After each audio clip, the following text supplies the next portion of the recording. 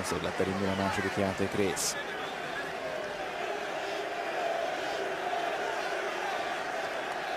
Ha jól számolok, akkor 5 a szöglet arány.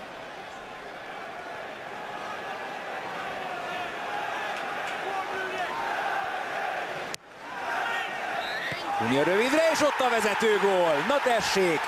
Már is meglátjuk, mennyire tanulnak megfocizni mindettől a csapatok. Javier Hernández góljával előnyben a Manchester United.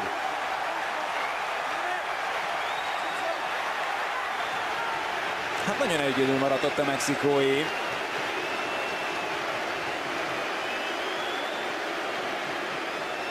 Meg tud szabadulni Enriquétől.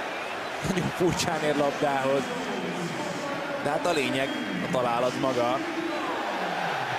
Furcsa megmozdulás, de nagyon ügyes megoldás Javier Hernández részéről. Igazi szemfüles manőver.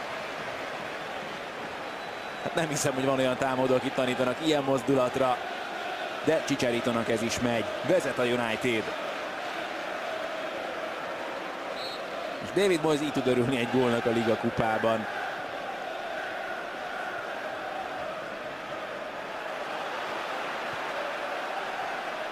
És a manchesteriek mennek tovább.